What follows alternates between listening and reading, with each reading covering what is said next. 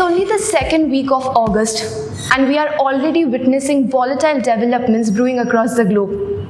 First, the United States take over the Al-Qaeda leader Al-Zawahiri in Kabul. Then the most anticipated, Nancy Pelosi's visit to Taiwan. Reckless Russia leading Ukraine to a possible nuclear war. And of course, the recent development of Israel bombing of Gaza in yet another preemptive operation. Political climate across the globe has rife with tensions. Unfortunately, there isn't yet a concept of holiday for wars and conflicts. Welcome to Speaking Territory, a podcast by School of International Relations and Strategic Studies, University of Mumbai. I'm Simran Upadhyay, and we have a special guest with us today. Today we have amongst us Brigadier Hemant Mahajan, YSM. He is an army veteran and security analyst who will help us navigate through these geopolitical developments. Sir is a decorated retired Indian Army officer, an alumnus of the prestigious Indian Military Academy. He holds an MSc and MPhil in Defence Studies. He was commissioned into 7 Maratha Light Infantry. He has served extensively in counter-insurgency operations in insurgency and terrorist-prone areas of Jammu Kashmir, Punjab and Northeast. He was deployed in Punjab in Operation Avert. He was always involved in maintaining peace post-Operation Bluestar. He served in the areas of Darjeeling, Kurseong, Siliguri and Sikkim. He commanded his battalion 7 Maratha Light Infantry in Operation Rakshak in the most difficult areas of Poonch and Rajouri during the times of highest militancy. His unit was awarded Unit Citation and 18 Gallantry Awards, including YSM, for the officer. Thank you for taking time and joining us, sir. We are honored to have you here. Thank you very much. Looking forward to interacting with you. Yes, sir. So, sir, my first question deals with the red-hot topic of China and Taiwan. A lot has been written and spoken about the bold move of Nancy Pelosi's visit to Taiwan and also the display of Chinese aggression. But, sir, from you, we want to know what are your thoughts on Taiwanese military strategy? A lot has been written about porcupine strategy. How do you think Taiwan will defend and tackle China? See, if you look at a physical war between China and Taiwan, what you're talking about porcupine strategy is what will come into existence. But today, China is not fighting that physical war with you. And I, as a military veteran, think that China invading Taiwan through the state of Taiwan is most unlikely for many reasons. I can tell you why later. But physical war, the kind of war that we saw in 1971 with Pakistan or 1965 with Pakistan, etc. This kind of a war is very unlikely for the time being, for many reasons. So, porcupine strategy is for physical war. But what China is doing right now is what in our army parlance we call it as hybrid war. Some people call it grey zone warfare. Some people call it unrestricted warfare. Some call it multi-domain warfare, which goes on for 365 days a year, unlike a conventional war which will last for 3 weeks, 4 weeks, 5 weeks, 6 weeks, etc. So in this hybrid war, what is China exactly doing to Taiwan? Number one, they have blockaded the Taiwanese coastline, so international trade has come to a halt. So basically, economic subjugation of China, of Taiwan, because Taiwan has to export things, Taiwan has to import things, So that is an economic blow. That is number one.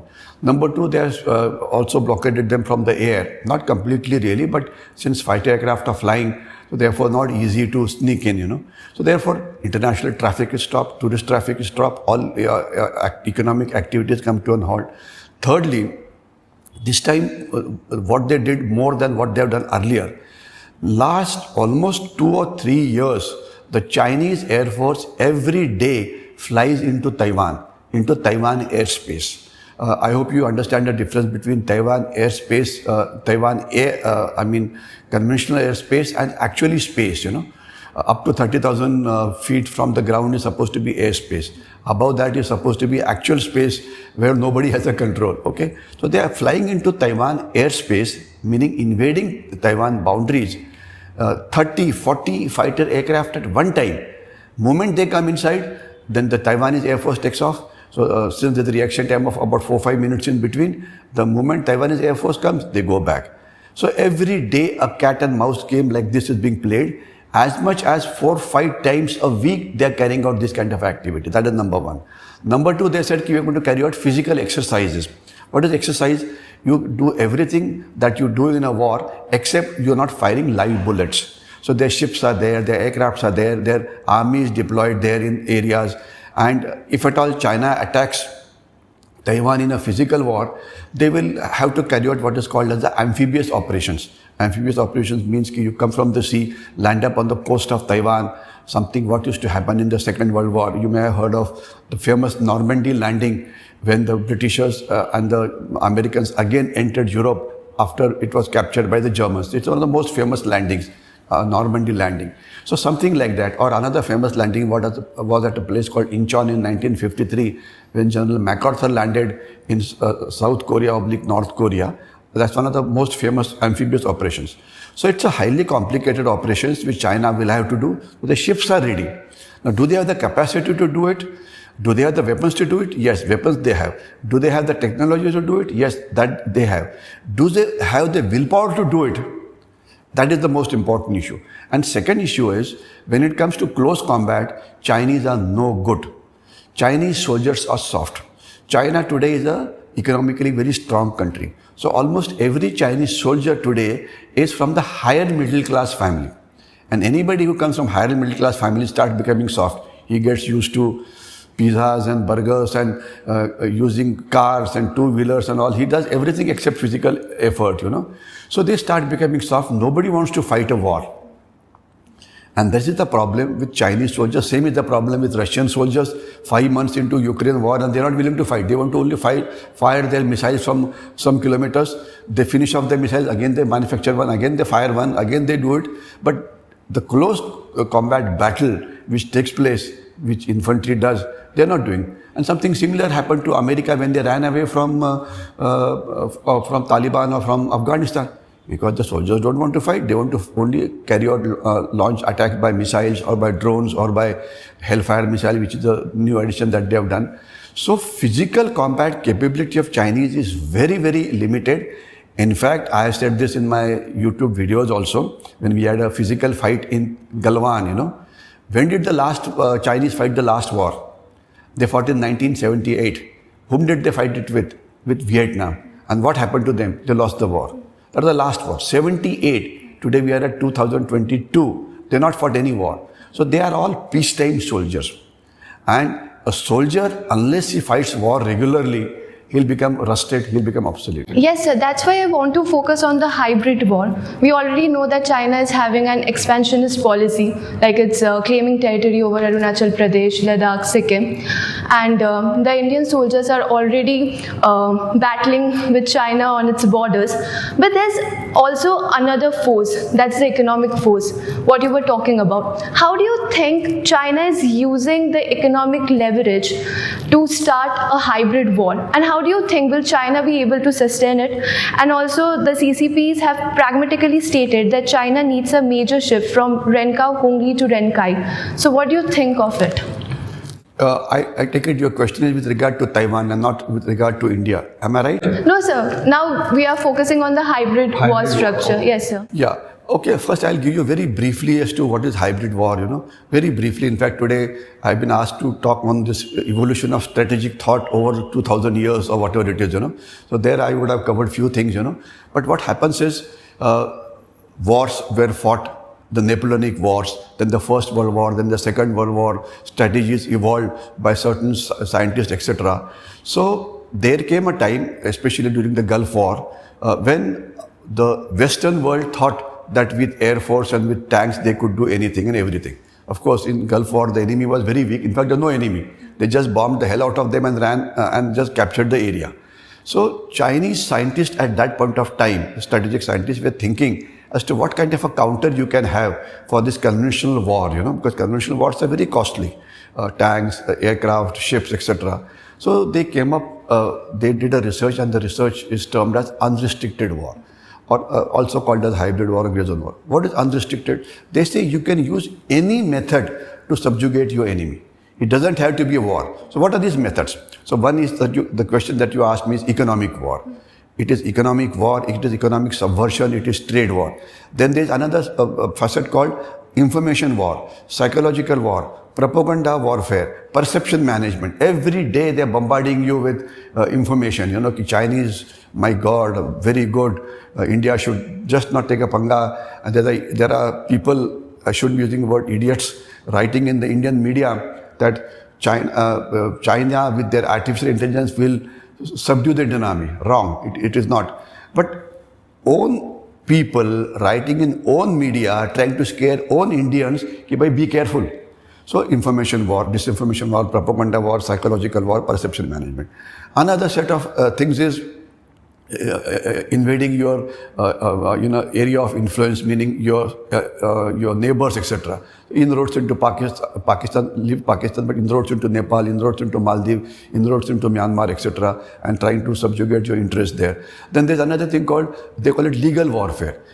Getting into India, using India's legal system to subdue Indians. Okay, and one example is, which is in limelight right now, that there are 3-4 phone makers of China who are manufacturing mobiles here. Now these people, the ED has found out that they have evaded taxes worth $5.5 billion or such figure. Very huge taxes they have evaded. They have broken the Indian laws. So what do? They go in the Indian courts and say, and Indian courts, so I would say, I mean, I don't want to use unparliamentary language. When 3 crore cases are pending in High Court and Supreme Court, they give a priority to Chinese hearing. Where is the need to give priority to them? So this is using our legal system to, hurt us economically. Then they help our enemies, especially Pakistan. They give arms aid to, say, country like, let's say, Bangladesh. 2 submarines given. Bangladeshis, whom will they use submarines against? There's no enemy that they have. So Bangladesh submarines are being piloted by the Chinese, who are basically using it for carrying out surveillance and recce of Bay of Bengal, especially for creating a problem in the Andaman Nicobar Sea. Then thereafter using their diplomatic power. India was trying to ensure that Hafiz Saeed, or whoever that person was, to be declared as a global terrorist. They stopped it. They said, no, he's not a global terrorist. And people listened to it. We wanted to get into nuclear supply group. They stopped you. Nuclear supply group would have meant we would have got uranium at a much cheaper rate. Today we are buying it at commercial rate, but if you are a part of NSG, then you get a cheaper rate. Okay, water war. Now it becomes another subject. But Brahmaputra, they are damming Brahmaputra river, and they're creating a problem for you. It would be a separate subject. Then about 1 year or 2 years back, there was flash floods in Uttarakhand. These flash floods were created by artificial shading. Now about a year back, the Mumbai electricity grid halted for about 12 hours. Now Mumbai is the economic capital of the country. Who did it? Obviously the Chinese did it. Okay, cyber wars. In fact, talking of Taiwan, they have the cyber attack launched against Taiwan have been the heaviest ever in the world, heaviest ever. And they tried to attack. The good part was that Taiwan is also a strong strong technological power. So they have been able to defend it. They have not been able to disable the systems. So technological this thing, or call it a data war. That's another new subject. Now, data is a fuel of future, it will replace oil in the days to come. Now, today, 50-60% of the phones used in India are Chinese make. So, you spend 25,000-30,000 rupees from your pocket, buy a Chinese phone. So, what have you done? You have paid 30,000 rupees to China to keep a Chinese Gupta or a Chinese spy in your pocket. Because he can find out whom have you spoken with, who has spoken to you, what has been your economic transaction, where all you have been all over the place.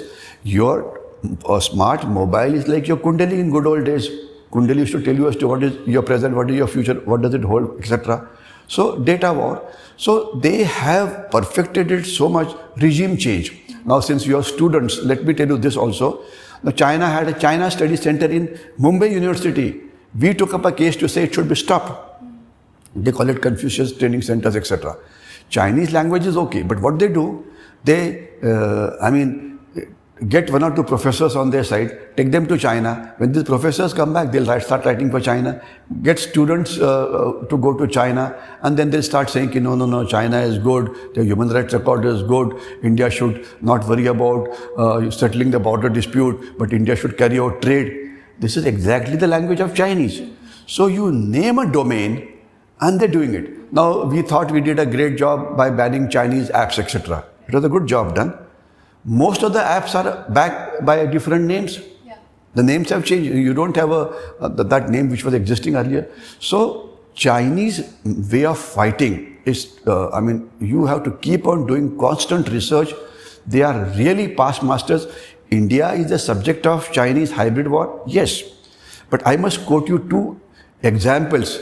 Great Britain is going to go for elections.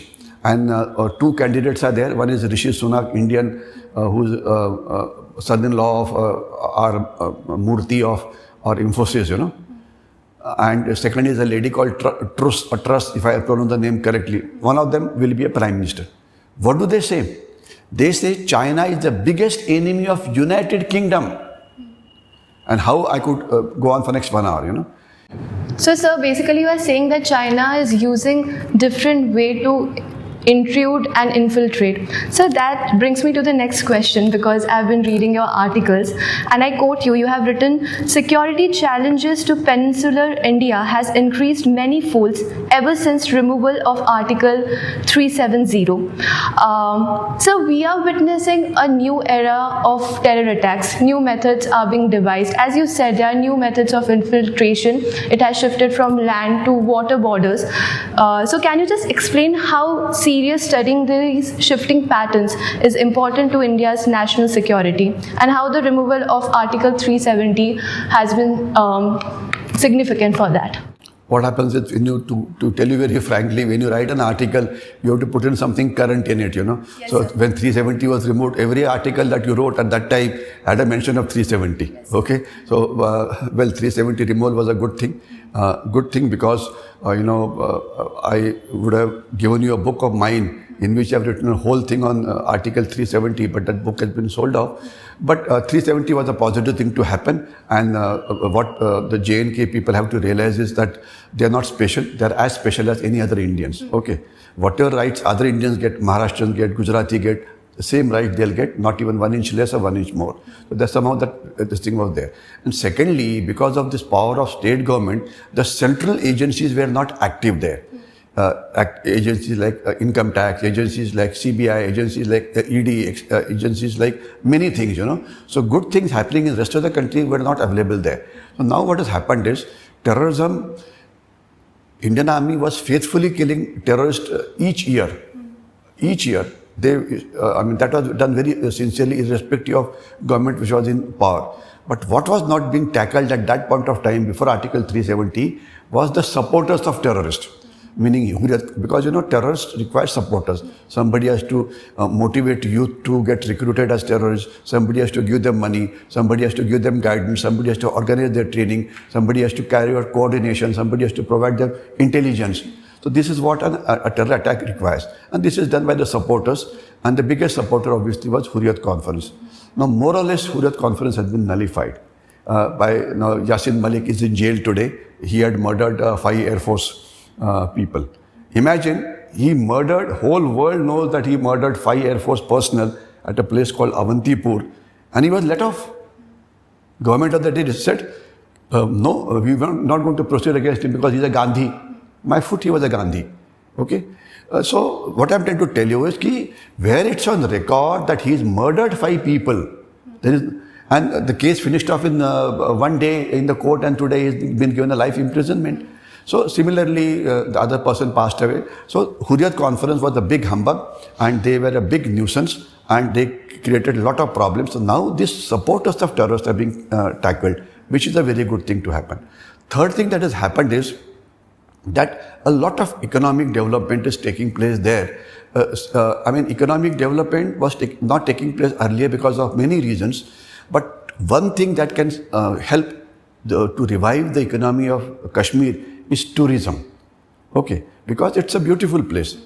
Do you know today 87 lakh tourists have visited J&K this year. This is the record ever, you know. Earlier in Srinagar, 5 or 6 flights used to land in a day. Now chartered planes are landing there with about 45 to 50 flights landing every day. In Ladakh, population of Ladakh is about 3.5 lakhs. Ladakh earlier was a part of J&K, that's why I'm including Ladakh. The tourists who have visited Ladakh is more than the Ladakh population. Okay, so that brings lot of peace, lot of stability. It gives people employment opportunities, especially in difficult areas, etc. So a lot of good things have happened, and I am sure it will continue to happen. Now, the second part of question that you asked was about the infiltration, moving from land to water border. Land to border. This actually, this article on peninsular India was written with regard to a think tank, you know. Peninsular India has challenges, but the challenges have changed. Okay. Peninsular India basically means India is, we got coastlines from 3 sides. In fact, this is peninsular India, as was shown. If you can see it, you know. Yeah. This is peninsular India. So peninsular India, the challenges have changed in the sense that earlier you had a 26/11 attack. Then you had a blast in 1993 when they landed explosives on the border at Raigad in Maharashtra, and then they came to Mumbai and there were 13 blasts. And then every second year or every year there used to be bomb blasts in Mumbai or in Pune or bigger cities. Now that is stopped. Now if you see post 2014, there has been no terror attacks outside Kashmir Valley. Outside Kashmir Valley. Why? Because of many reasons. I think we are short of time frame? Yes, I know these subjects are endless. You can maybe interview me later if you want on a Zoom link or something, you know. Yes, sir. But sir, because we were talking about Kashmir, and you have commanded a battalion of 7 Maratha light infantry during Operation Rakshak, and at that time militancy was at its peak. Can you just give, like, of course, as you said, that it will take long time too, but can you just summarize, like, what was Kashmir's situation then, and how do you think it has changed over the period? See, what happened was Kashmir terrorism is a part of what is called as Operation Karakoram, which Pakistan launched after losing the 71 war. They started infiltrating terrorists all over, and Operation Karakoram had 3 parts: K1, K2, K3. K1 is Khalistan, K2 is Kashmir, and K3 is the rest of India. So let's forget Khalistan, come down to Kashmir. They infiltrated terrorists into various segments of the Kashmir society, in the police, in the bureaucracy, in the politicians, in NGOs, etc., etc. And suddenly, 83 onwards, violence started. They thought the violence will be controlled by police. It could not be. 1984, Indian Army was deployed when we were deployed there. Indian Army carried out 2 kinds of operations there, anti-infiltration operations and anti-terrorist operations. Anti-infiltration operations meant that we were guarding the 780 kilometers of line of control, and there we were ensuring that Pakistani terrorists were not able to infiltrate into India. We had achieved an efficiency of almost about 95%. We killed a large number of terrorists on the LOC itself. But 4-5% do manage to escape because of thick jungles, night time, snowing, raining, etc. And they are the ones who create a problem, though locals also are there. So today, then against the ones who are inside, you carry out what is called as the anti-terrorist operation. You get information that a terrorist is hiding in so-and-so place, in a house or in a cave. So by doing this, when we were there in a period of about 3 years, we killed nearly 75 terrorists over a period of 3 years in an area of about 102 kilometers of Poonch Rajouri area. Half of them on the LOC and about another half inside, you know. So today the status is, that time it was very heavy. Almost 7,000 to 8,000 terrorists, active terrorists were there in J&K. Today the status is that Ladakh, there is no active terrorist. The down area where I served, Poonch, Rajouri, Jammu, Udhampur area, there is no resident terrorist, meaning who's already got a base there. Now terrorism is limited to only Kashmir Valley, which is a valley of Jhelum River, 130 kilometers long and 30 to 40 kilometers in breadth. About 150 to 200 terrorists are there, and they are the ones to be finished off. Now anti-terrorist operations keep on going on. Every year army kills about 250-300 terrorists, but again the fresh ones come into this thing. Infiltration of Talibanis, Pakistanis is more or less 95%, 96% it is stopped. But local terrorism goes on. Until the time we have China as our enemy and Pakistan as our enemy, this will continue to happen, because you just require 300 people per year to keep the terrorism going on, okay, which is possible, though now they are finding it difficult, but that would be a longish subject. But I presume that another few years, if you're able to manage, what I want to tell you here is, don't look at the problem as only Kashmir terrorism.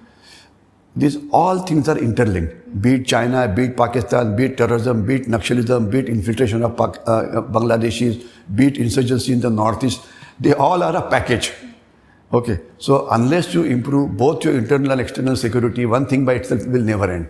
So don't overstate the problems of Article 370. There are issues elsewhere also. We require, if China is carrying out a multi-domain warfare against us, we require a comprehensive strategy to defeat this multi-domain warfare, which we are doing right now. There's always a scope for more. You always think, ye dil mange more. Yes, sir, and you all are our heroes. You all are actually our heroes, saving our country, as you said.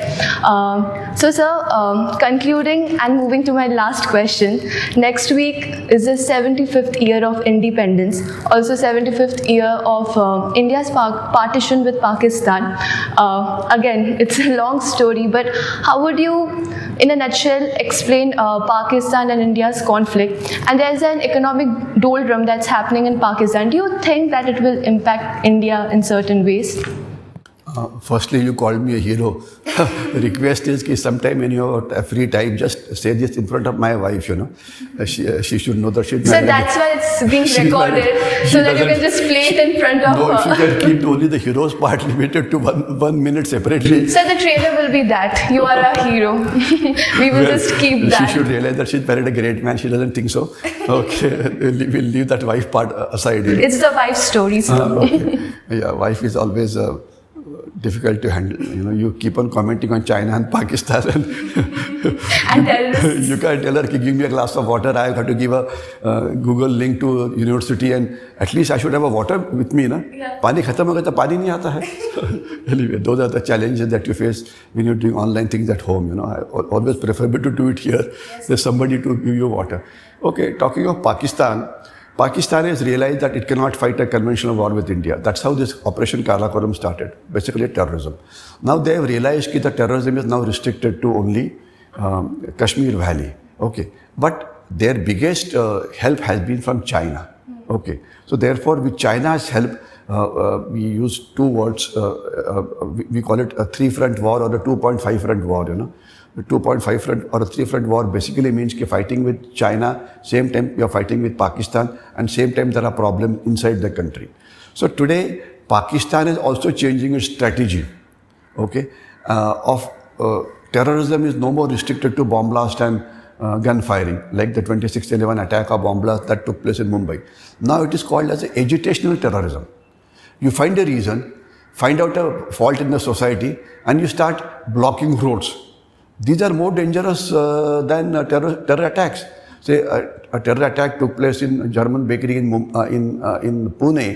How much was the economic damage? 50,000-60,000 rupees.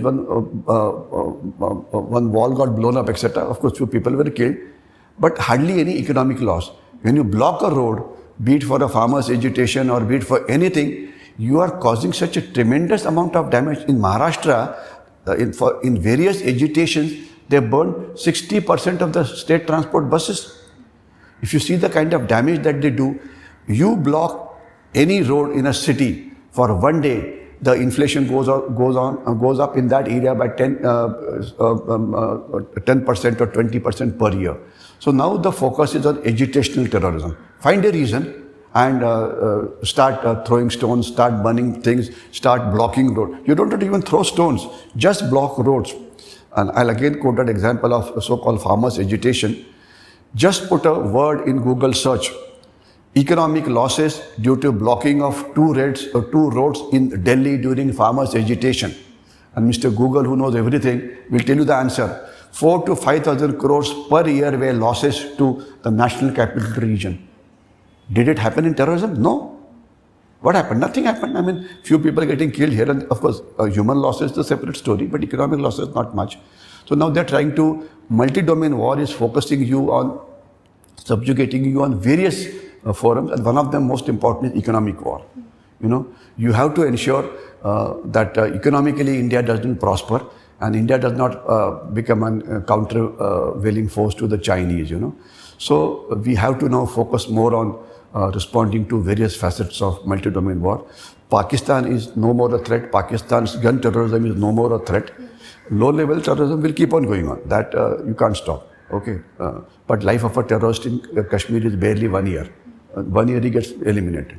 But agitational terrorism, finding street violences, etc., misleading students, etc., this is what is going to be the warfare of future as far as Pakistan is concerned. And they're doing it in a very good way. They're infiltrating Bangladeshis into you. They're infiltrating Rohingyas. There are lakhs of Bangladeshis in Mumbai. Okay? It's an organized racket, but maybe sometime later. So they're also changing because they find that they're not able to get adequate terrorists, hardcore terrorists from Taliban, from the Pathans who are there. They're called Pathans or Pashtuns or Pakhtuns. They were really the hardcore ones who really fight well.